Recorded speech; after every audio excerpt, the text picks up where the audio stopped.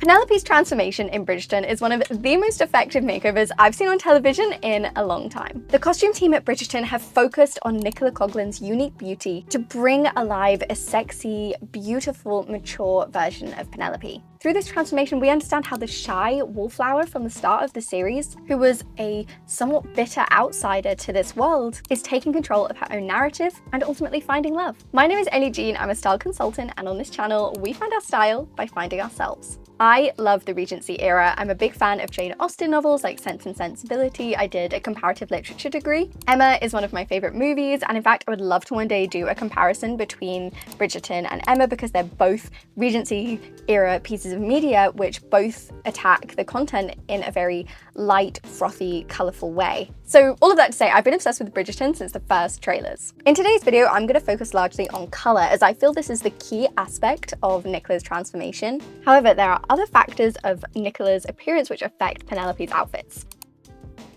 Nicola Coughlan is narrow, short, and round in the body matrix. If you don't know what that is, you might be interested in this video where I break down my system, the body matrix. She has narrow shoulders, which means she looks harmonious in narrow shapes, such as delicate small sleeves, skirts which are not flared, as well as waist definition, round necklines, and round skirts. I've actually just finished a 27 body matrix type Pinterest board, which breaks down all of the 27 different body types with celebrity examples for each, so you can go check that out. The link is in the description. A good example of this in Bridgerton is these large sleeves I feel look a little overwhelming on her. They echo the round shapes in her frame, but I don't feel they echo the narrowness that's in her shoulders and her frame otherwise, as opposed to smaller sleeves. Her small rounded frame is part of the reason why her character's wardrobe in this series is heavily influenced by 1950s silhouettes such as round necklines, waist definition, and the kind of fit and flare style. Another aspect to consider in her outfits is her essence blend.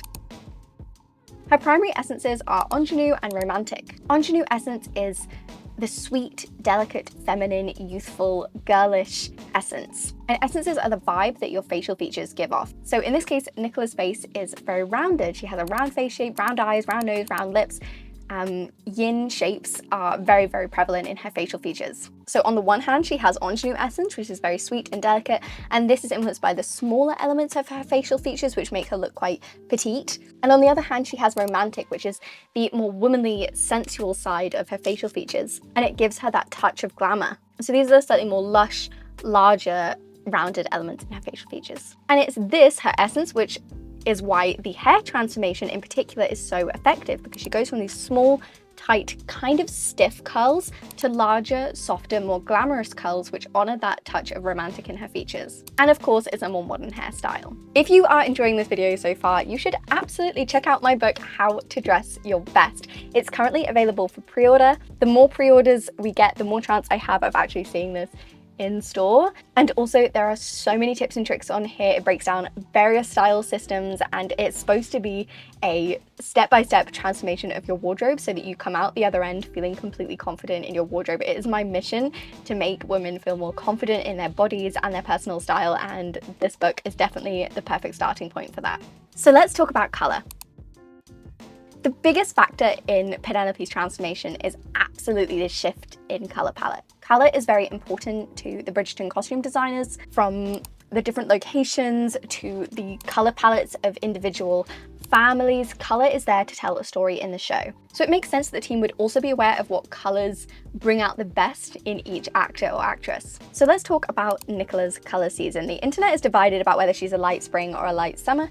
Personally, I see her as a light summer. It's very hard to tell without, a no makeup, completely unfiltered photo where she's looking directly into the camera in perfect lighting. That's a hard thing to ask of a celebrity, so to an extent we're guessing when we're using celebrity pictures online. The reason I see her as a light summer is I see a lot of cool tones in her features. I see that she leans much more closely to pink than peach. In the show, in Bridgeton, she's made into a redhead, something which I don't really feel is believable against Nicola.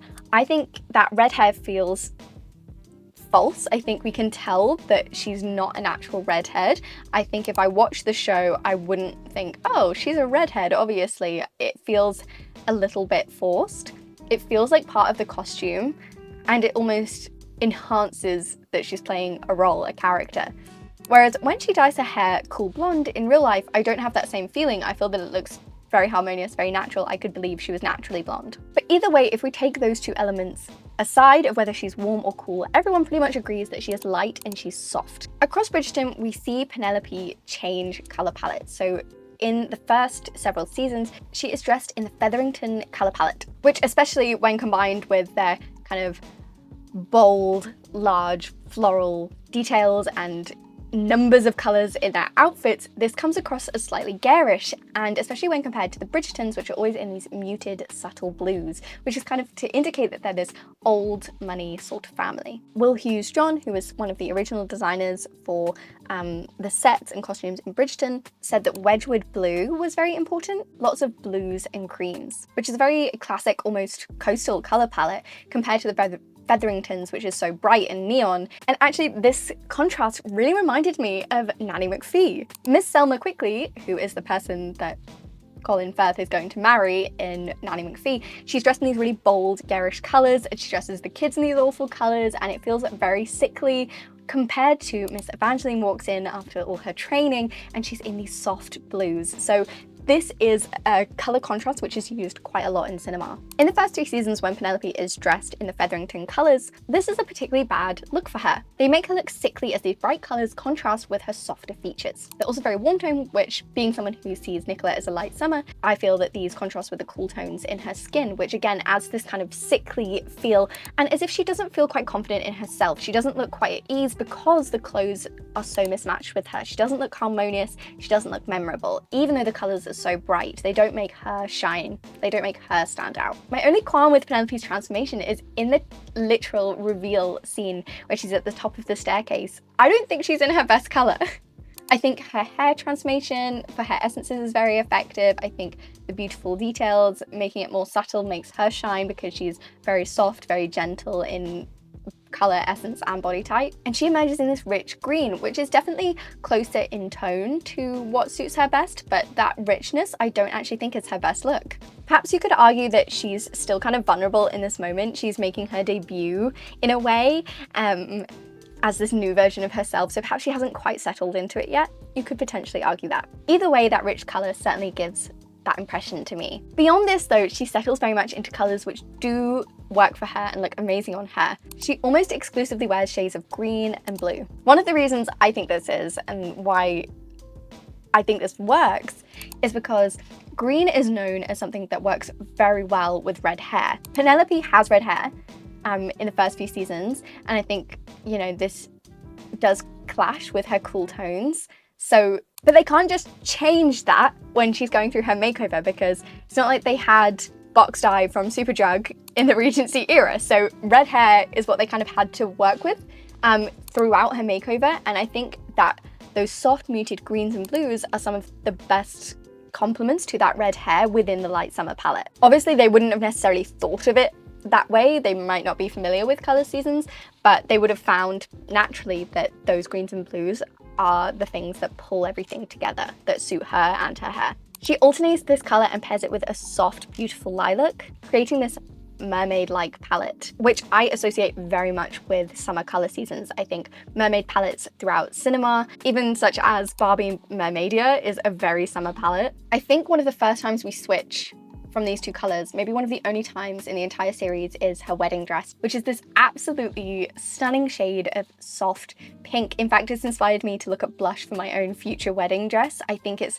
so perfect to take her out of white. First of all, white wasn't necessarily that common in this era anyway. Not that historical accuracy is much of a thing in Bridgerton at all, let alone anymore, but I still think it was like quite a nice little touch. And I also think pure cool whites aren't the best necessarily for summers. Softer colours make them shine a lot more, so I think it was a really great choice for Penelope, and being a summer myself, definitely something I will consider in the future. This colour works really nicely for her colour season. It's very pale, it's kind of muted, so it's got that kind of grey tone running through it. It's not a bright, clear colour. And it also works for her feminine essences because it's very gentle, very pared back, very girlish. So it complements her in both those aspects. This is my favourite look in the show. I think it all flows together through her makeup as well. I think she looks so stunning here. I love the tiny sleeves. I love the slight nod to the 1950s. I think it's just absolutely gorgeous. My microphone died. This is a new day, that's why I look different. So, the only break in Penelope's colour palette is when she's at her sister's ball. Since filming the last bit of this video, I've actually found a quote that Mina Lay also highlighted in her video from Vulture, where one of the costume designers notes how in the original scene where Penelope is in her green, and you know how I mentioned how she's kind of supposed to look a little vulnerable and out of place, the costume designers actually said that she was overdoing it at first. She kind of went a little too far, so she was supposed to look a little bit not right, like she'd overdone it a bit. And I think that same thing applies here. She's wearing a bright teal with a strong red lip, both of which are far too bright for her colour season. They look kind of separate from her. The red lips almost look like she's pasted on someone else's lips. They don't feel like a part of the picture of Penelope. Obviously, you could argue that it's just the theme of the ball, but the Bridgertons are still in their usual blues, so no, this is Penelope specific. So we can see here that when she's feeling a little bit vulnerable, perhaps she leans on the Featherington brightness when she's maybe looking for a little bit of comfort of what she's used to when she doesn't really feel like herself, or when she's putting herself in a vulnerable position. And in doing so, she goes out of her best colours, and it looks like she's trying too hard because these colours feel so forced and costumey against her light and soft colour palette. After this, she returns into her more muted palette as soon as she's had her victory, telling everyone that she's Lady Whistledown and not being kicked out of the ton and so on. And she goes into a Bridgeton shade of blue, kind of easing into her new role. Embracing her colour season is without a doubt the most important part in Nicola Coughlan's transformation. I feel that colour is one of the things that we first unconsciously pick up upon, and it's used so effectively in this show. The writers really know what they're doing. If you've enjoyed this video, I think you will really enjoy my video on Lorelai and Rory from Gilmore Girls and how their style differs. You should also check out my analysis of Nicola Coughlan's style over on Substack. I have a newsletter where you can pay just £5 a month to support me, or you can read it for free, and with that £5 comes lots of other benefits such as Zoom calls with me, little gatherings, a book club, exclusive videos from me. It's designed to be well worth your money, so obviously I'd really appreciate the support, and I hope to pay you back in doing so. Thank you so much for watching. I will see you next time.